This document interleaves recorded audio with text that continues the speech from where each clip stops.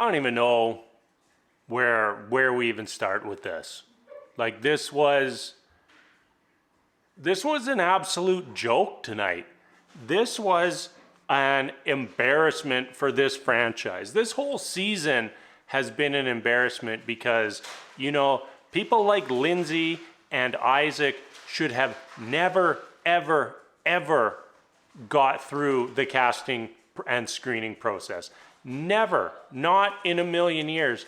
I can understand how someone like Noy or Alyssa slips through the crack, but we knew right out of the gate who Isaac was and who Lindsay was, and yet they're still on the show, and somehow both of them leave decision day married to someone? How does that even happen? It reflects so poorly, in my opinion, on this franchise that Katina and Isaac are still married.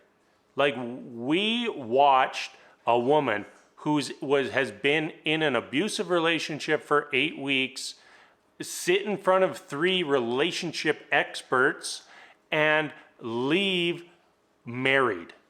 There no intervention, no care for her well-being, no care for anyone's well-being on this entire show. How do the experts sit by and go back to that clip of Lindsay at the bowling alley and see how rotten and vile she was? I can tell you for sure, for 100% certain, if I was ever in a relationship with someone and they treated me like that once, it's over. That's not a bump in the road. That is the end of the road. And it wasn't even just that. We have more clips and more examples of how vile Lindsay and Isaac were this entire season. How Isaac looked down and belittled Katina over and over and over and over and over again, and we just have to sit there and watch them both say yes on decision day. Ridiculous, absolutely ridiculous, and a complete embarrassment for this entire franchise. I honestly, I have no idea how we left this decision day with every single couple that was still on the show saying yes. They might as well have just brought Alyssa and Chris back at the very end and had them to decide that they were going to get married again. That we might as well have ended it like that, because with how this decision way went, this entire season was an absolute joke. None of these couples should be saying yes. None of these couples have a reason to say yes. Not a single one. Jasmina and Michael, hey, they ended up being great friends. Nothing romantic between them. Not even a glimpse. Even less than, how did I just blank on the couple? The couple from 3 seasons ago, who there was no affection between them the entire season, and they said yes. But there was still more there than what we saw from Jasmina and Michael. I feel really silly for forgetting that. Miles and Karen, there we go. Miles and Karen. There was still more between Miles and Karen than what we saw between Jasmina and Michael. And Miles and Karen, in my opinion, did not have enough to say yes on decision day. Absolutely not. And Jasmina and Michael, as much as I was rooting for them, no reason that they should be saying yes on decision day. I don't care how much Pastor Cal was rooting for those two. It just doesn't matter. You had 8 weeks together. There's nothing. Even if you think about casually dating someone for 8 weeks, you're probably ending that relationship if you aren't further along than Jasmina and Michael were. If you haven't progressed that relationship at least a little bit, you're calling it off, because that thing's going nowhere. And on top of it, they're not going to be living together. Like they're immediately regressing that relationship basically back to the infancy of the dating stage. And you know, I like they very specifically made sure that we saw that. So like, might as well just mark them up as an L on decision day. Speaking of taking an L, what was that entire conversation with Pastor Cal telling Mark to just take the L on the social media stuff? Like, we had the entire Stephen Noyes social media issue on the show, and it seemed fine that for Noy to just say, nah, I still think I'm just going to keep airing our dirty laundry on social media to embarrass you behind your back. But then Pastor Cal is directly advising Mark to stop using social media because Lindsay doesn't like it when he sends people pictures of himself with filters on. Am I hearing that right? Am I, like, is this reality? Like, is this show? There's no way that this is a reality. This is scripted, right? Like, this has to be a 100% scripted show. There's no way that this BS that we have been fed this season has been real. No way, shape, or form that this is even possible, that we're supposed to buy that this is real at this point, right? I don't even know where I'm at in this whole rant, recap, whatever this is. Oh yeah, we're just going through reasons why these couples should not be together. So staying on the Mark and Lindsay train, you know, their whole journey was an absolute roller coaster. And that is, in my opinion, not sustainable long term for that relationship. The highs and lows, eventually you're going to have a high too high or a low too low, and that relationship is going to be done. It just is. Lindsay, I genuinely feel like she needs some form of professional help, you know, whether that's some sort of counseling or therapy, you know, some sort of drug to level out her a roller coaster of emotions, something, because that's not healthy. And we've basically been fed that relationship now as, hey, this is a healthy relationship with a happy ending.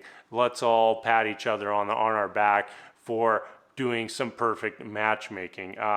Just ridiculous. Like, we really never even saw who Mark was this season because that relationship was so dominated by Lindsay. Like, we don't even know if Mark is a good or bad person. If Mark is ready for a relationship, we have no idea because that entire relationship was so dominated by Lindsay and her emotions, emotional roller coaster all season long.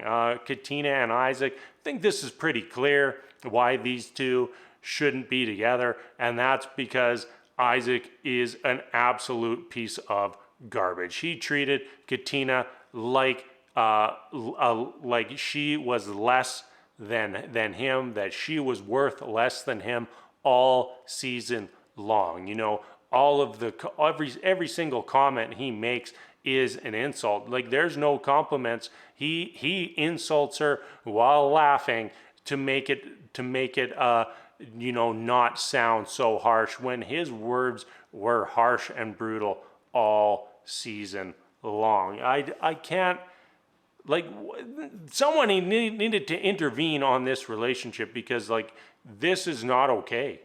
It's not okay to once again be selling this as a happily ever after. These two were just, well, really just Isaac is in no way, shape, or form ready for marriage or has any sort of idea what a marriage actually is. You know, you're not just getting a wife to cook and clean and have babies for you, buddy. That's not reality. You are you're trying to find a partner to navigate through life with, whatever that may bring. That's not, if you're not going to have 2 kids in 2 years, then things aren't going to work out. That's somebody who's not mentally equipped for marriage or mentally wrap their head around what a long-term future with someone could be, because you don't know what deviations you're going to have to take from your path. You know, I had like, if you go back to before my wife and I got married, like, no idea. I had no clue the twists and turns that life was going to have in store for us. And you know, you just, that's life. That is just life. You know that your perfect plan, most likely it's not going to work out. But that doesn't mean you can't get a happy ever after. And you know, Isaac just doesn't seem to have any sort of grasp on that. You know, this is somebody who, in my opinion, just views women as being worth less than men. And, you know, why would you want to be with that? Why would you want someone you cared to be with that? And as a show, why would you want to promote that as a healthy relationship? Who else have we not bashed on yet? Oh, my favorite to bash on all season long, that would be Noi. I know that there's a lot of you know, questions and red flags for Steve and his job status, but that's, to me, in terms of having a successful relationship, well, yes, money is important. You know, being able to have a certain quality of life is important, but you know, someone's current employment status isn't the end all be all. Like, Noi knew all along that he had a good job, and that should have been enough. You know, there was one point they were talking about how Noi can't trust Steve, or I don't remember the whole thing, that Steve was just supposed to trust Noi that when they had kids she would do more. So Steve's just supposed to trust her, but then Noi has no trust that Steve is capable of providing any sort of money or financial anything to the family. You know, and meanwhile, we heard during the season that he was paying the bills. He was paying the majority of the bills. He's doing the majority of the housework. End of the season, he's buying her a new wedding ring, you know, all while being unemployed. It's almost like this guy knows how to manage his money. It's almost like that he had the foresight to save up money so that he could be unemployed. It's almost like Steve knows what he's doing, but you know, why would we ever give him credit for that when we could just bash him for it and, you know, lift Noi up on a pedestal as the perfect little wife? This season, or this decision day, they very conveniently just skipped out on Noi walking out on Steve for 24 hours and refusing to speak with him. You know, they totally skipped out on, like, before the decision of Noi deciding that she didn't want to live with Steve after decision day. And, you know, after they made their decision, we did hear Noi say that she wanted to move in with him, which, you know, she finally caved on one thing, but absolutely ridiculous. Like, just feels like Noi, it was just not ready for marriage. You know, she needs to do a lot more growing up, needs to come back to reality a little bit. But here we are. She gets her happily ever after, and we'll see how many weeks or months that lasted before their inevitable divorce on the reunion. I really wanted to try to look up and see which of these couples were still together, but just did a brief search, wasn't able to find anything. So I guess I will just have to wait, like everybody else, until the reunion show to find out just how many of our couples ended up divorced, because what an absolute nightmare. My mind is just blown that all four said yes on decision day when we should have had nobody saying yes. What a stupid season. Let's end it right there. What a stupid season. I'm out.